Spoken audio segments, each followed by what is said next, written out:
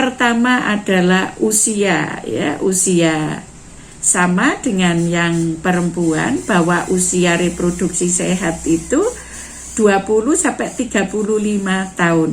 Walaupun pria itu tidak ada batas untuk menghasilkan sperma, ya, sampai tua masih ada, tetapi untuk kualitas.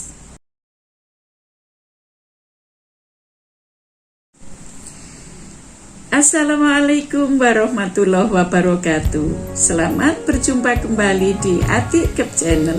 Pada kali ini kita akan mengupas tuntas tentang infertilitas dari faktor pria. Infertilitas pria, banyak faktor yang bisa mempengaruhi terjadinya infertilitas pria.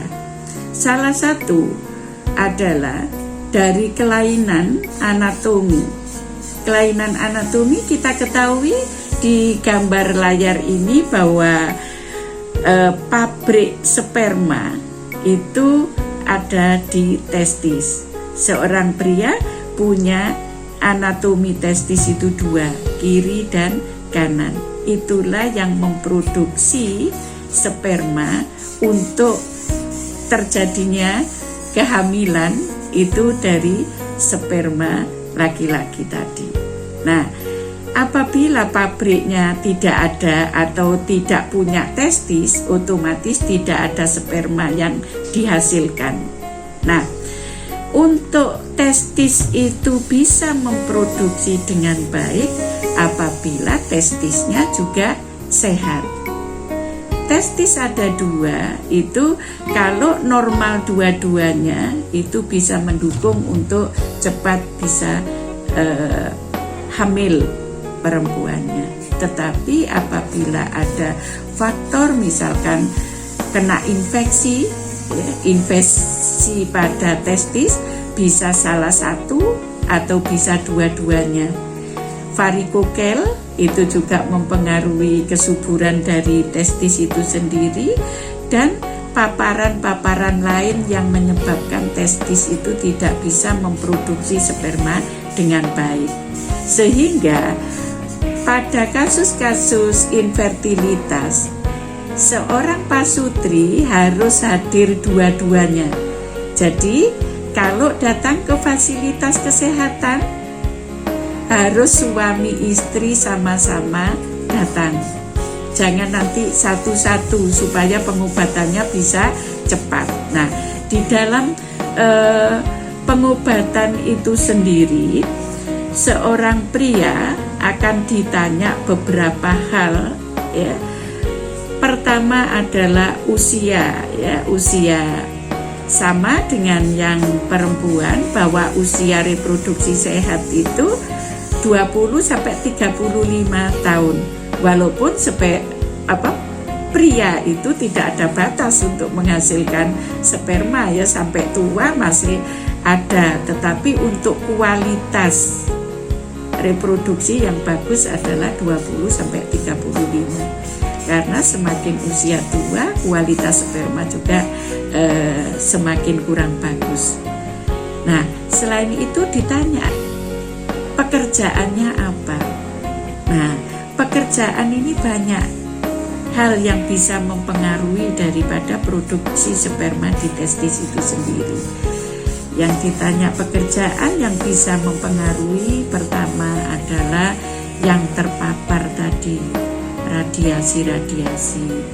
Misalkan di rumah sakit itu yang di foto, ya, radiasi-radiasi yang terpapar itu, makanya kalau nakes itu yang terlibat di dalam fototerapi dan sebagainya itu pasti diberi alat penangkal untuk radiasinya sehingga dia tidak terganggu atau tidak terpapar.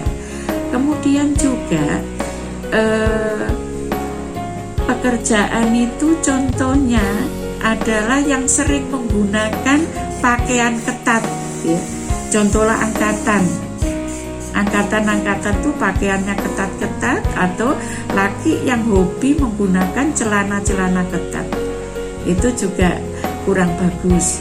Kemudian sopir, kenapa sopir itu juga ditanyakan pekerjaannya? Karena sopir itu terpapar duduk lama, apalagi sopir untuk jarak jauh, karena testis itu ada atau duduk, pada saat duduk terpapar panas terus, sehingga kualitasnya juga kurang bagus. Atau pada pekerjaan di pabrik-pabrik yang bisa mempengaruhi kualitas juga, contohnya tadi pabrik rokok dan sebagainya. Oke, itu pekerjaan. Kemudian penyakit-penyakit yang pernah diderita seorang laki juga ditanyakan. Salah satunya adalah mungkin ada penyakit gonore atau infeksi saluran reproduksi pria yang bisa membuntu saluran sperma itu sendiri, ya, di vas deferensnya itu ada 2, seperti ini, lihat di gambar, itu ada 2 saluran sperma, sama dengan perempuan tadi di tuba fallopiae. Kalau laki-laki adalah di vas deferens ada 2. Kalau itu kena infeksi sehingga terjadi pembuntuan, juga tidak bisa sperma bertemu dengan telur, sehingga tidak bisa hamil juga. Kemudian kualitas sperma itu tadi dari penyakit-penyakit penyerta, apakah penyakit gondong, ya, parotitis kalau pada laki-laki, ya gondongan itu juga mempengaruhi. Kemudian varikokel, ya, varikokel itu kayak varises tapi terdapat di testis tadi, sehingga mempengaruhi pabriknya, infeksi menular seksual.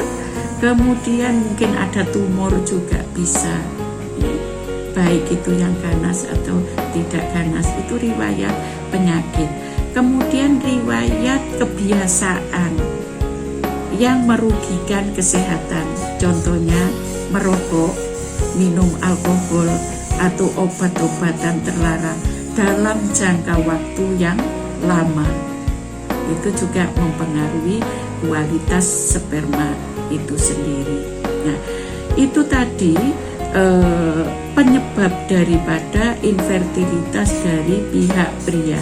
Untuk itu saya sarankan kalau 1 tahun sudah melakukan hubungan seksual rutin, kemudian tidak menggunakan alat kontrasepsi, belum hamil, cepat datang ke fasilitas kesehatan atau konsultasikan ke dokter spesialis kandungan.